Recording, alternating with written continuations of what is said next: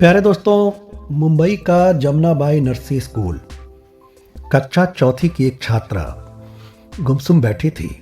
तभी उसके किसी दोस्त ने कहा कि क्या तुम्हारे दो माएँ हैं? यह सुनकर वो अचंभे में आ गई। उन्होंने अपने दोस्त को काफ़ी डांटा और गुमसुम मन से अपने घर आई और अपनी माँ से ये सवाल पूछा कि क्या वास्तव में उसकी दो माएँ हैं। वो बच्ची कोई और नहीं थी बल्कि हेमा मालिनी जी की पहली बेटी ईशा देवल थी, जिन्होंने पहली बार अपनी मां से उनके सौतन के बारे में प्रश्न पूछा। और हेमा मालिनी को लगा कि अब उम्र भी हो गई है और उन्होंने सही सही बात बता दी। चौथी कक्षा में पढ़ने वाली बच्ची को पहली बार पता चला कि उनके पिता की दो शादियां हैं और उनका दो परिवार है।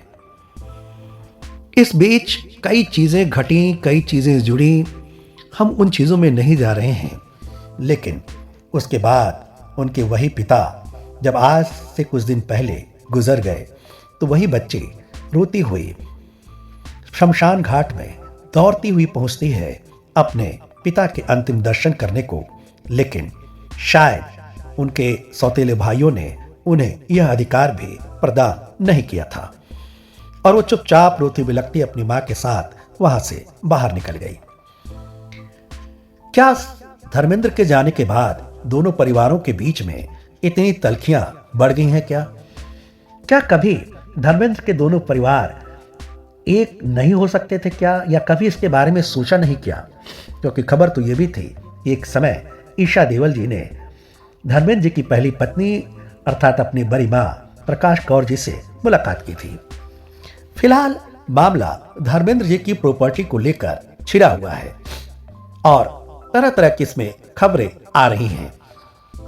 लेकिन इसी बीच हेमा मालिनी जी की दूसरी बेटी अहाना देवल ने एक बड़ी बात कह दी और पापा के विरासत में से एक चीज मांग ली है। क्या है मामला? लवली टॉकीज में आज हम इसी संदर्भ में बातचीत करेंगे और बातचीत करेंगे आखिरकार धर्मेंद्र जी की प्रॉपर्टी में उनकी इन दूसरी पत्नी की दोनों बेटियों का या दूसरी पत्नी का कितना अधिकार है और आखिरकार उनकी बेटियां क्या चाहती हैं और क्या उनके दोनों बेटे सन्नी और बॉबी ये अधिकार अपनी सौतेली बहनों को देंगे क्या? लेकिन इससे पहले आप हमारे चैनल लवली टॉकीज को सब्सक्राइब जरूर कर लें और हाँ, इस वीडियो को अंत तक जरूर देखें। पहले दोस्तों, हम जिन दो बच्चियों की बात कर रहे थे वे बच्चियां हैं हेमा मालिनी जी की दो बेटियां ईशा देवल और अहाना देवल। कहने को तो नाम के आगे देवल लगा है और धर्मेंद्र के परिवार से रिश्ता जुड़ा हुआ है, लेकिन दोनों बच्चियों को अपने पिता की कमी कभी कभी महसूस जरूर होते रही। कारण यह था कि धर्मेंद्र जी ने अपनी दूसरी शादी के बावजूद अपनी पहली पत्नी से तलाक नहीं लिया था और प्रकाश कौर और हेमा मालिनी दोनों अलग अलग घरों में रहा करती हैं, जबकि दोनों के घर आमने सामने हैं, करीब 500 मीटर की दूरी पर हैं। लेकिन कभी भी 45 सालों में हेमा मालिनी जी ने अपनी सौतन के घर कदम नहीं रखा और कभी भी अपने कारण हेमा मालिनी जी ने धर्मेंद्र के परिवार में दखल नहीं दिया।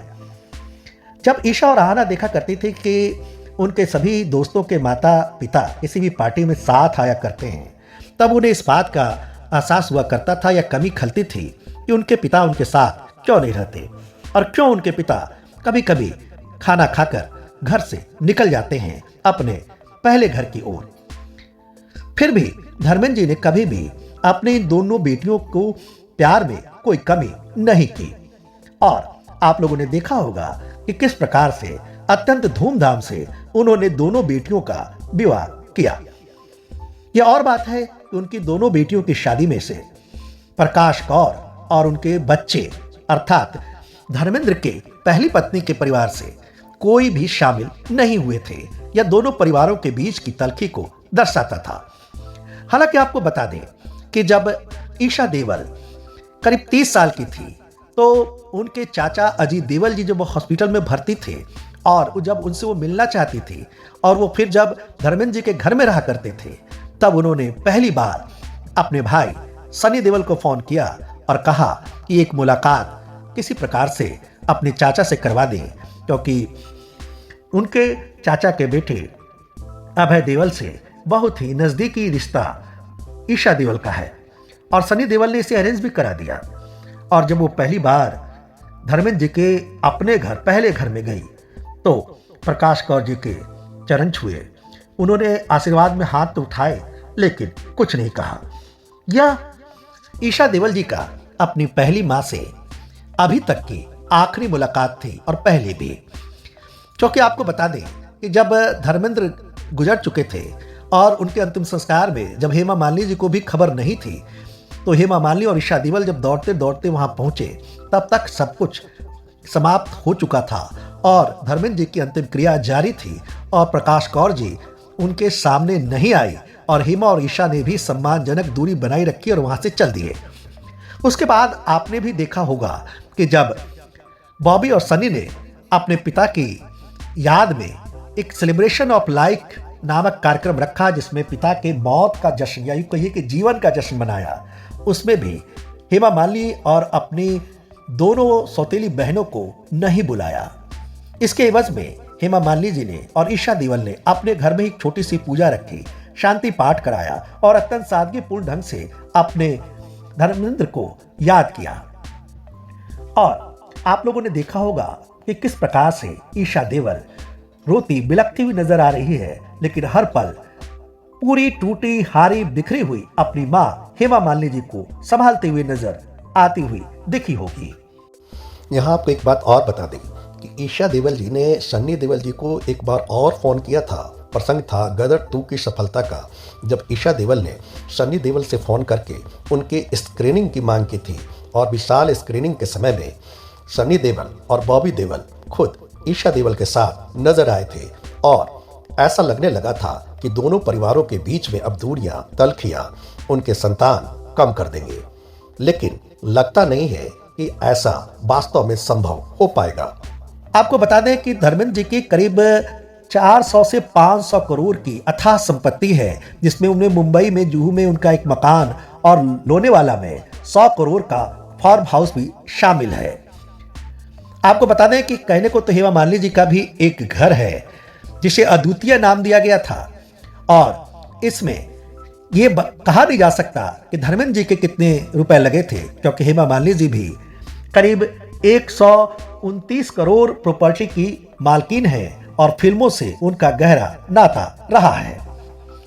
और ईशा देओल की तलाक के बाद भरत अलखानी से जब तलाक हुआ तब भी उन्हें मुआवजे के तौर पर करोड़ों रुपए मिले थे।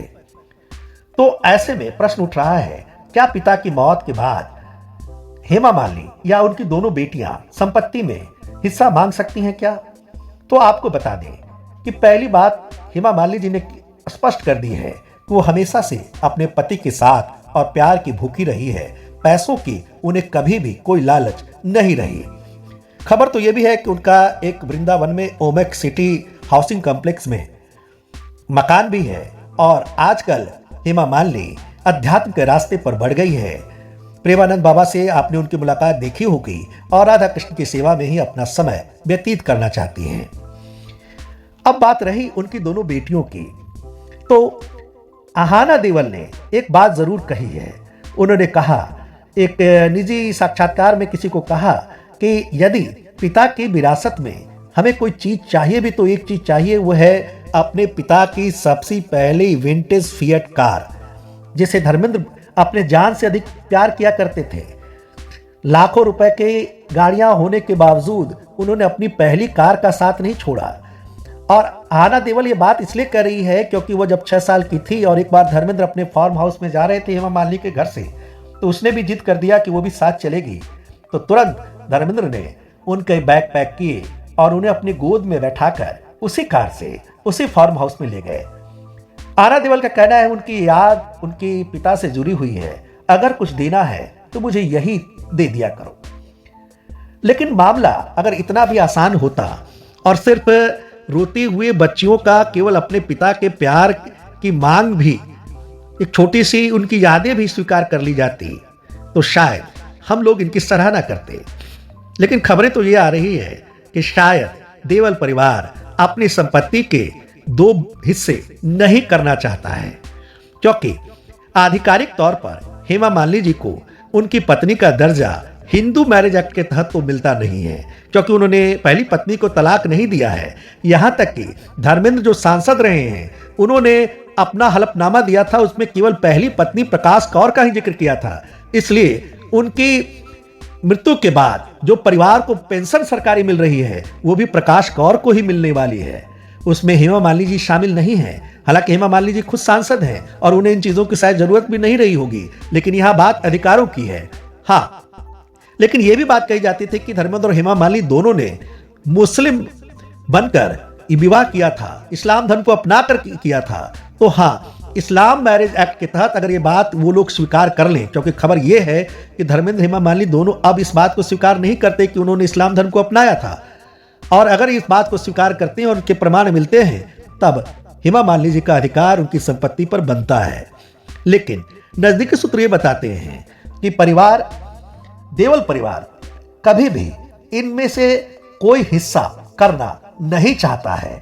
हालांकि हेमा मालिनी जी को हिस्सा मिले या ना मिले, और किसी भी मैरिज एक्ट की बात हो, ईशा देवल और अहाना देवल का पूरा हक अपने पिता की जायदाद पर बनता है यदि वो मांग करें। अब देखना यह है कि धर्मेंद्र, ईशा और अहाना की क्या पहल करते हैं धर्मेंद्र की संपत्ति के लिए, हेमा मालिनी, देखना पड़ेगा। खैर, फिलहाल एक रोती हुई बच्ची जिन्होंने अपने पिता की फिएट कार की मांग की है, क्या वो पूरी होगी क्या? क्योंकि दोनों बेटियों के लिए अब सिर्फ पिता की यादें रह गई हैं। वो पिता जिन्होंने अपने दोनों बेटियों के जन्म पर पूरे हॉस्पिटल के 100 कमरे बुक करा लिए थे, ताकि अपनी बच्चियों को एक निजता, एक गोपनीयता और अपनी पहली पत्नी की सुरक्षा कर सके। धर्मेंद्र के जाने के बाद हेमा मालिनी के तो जैसे लगता है कि सारे तार बिखर गए, संबंधों तार हो गए, और अब उन्हें कोई पूछने वाला नहीं रह गया है देवल परिवार में, क्योंकि जब धर्मेंद्र ही नहीं है तो सौतेले परिवार से अब क्या आशा की जा सकती है। इस संदर्भ में आपके क्या विचार हैं? क्या हेमा मालिनी, ईशा और अहाना धर्मेंद्र की संपत्ति पर अपना अधिकार रखती हैं? और क्या जो लोग सिर्फ और सिर्फ धर्मेंद्र जी का प्यार चाहते थे, क्या उन्हें अंतिम दर्शन से वंचित करना, और क्या उन्हें उनकी प्रार्थना सभा में भी न बुलाना, और क्या अब ऐसी परिस्थिति में उन लोगों से आशा रखना कि शायद वे उनका अधिकार देंगे, ये कहां तक सही है? आप अपने विचार हमें लिखकर भेजें, हमें आपके विचारों का इंतजार रहेगा। फिलहाल हम हेमा मालिनी जी के लिए और उनकी दोनों बेटियों के लिए इस बात से प्रार्थना करते हैं कि भगवान उनके दुख में हमेशा साथ बने रहें और इस संकट से वो जल्द ही उबर जाएं। धन्यवाद।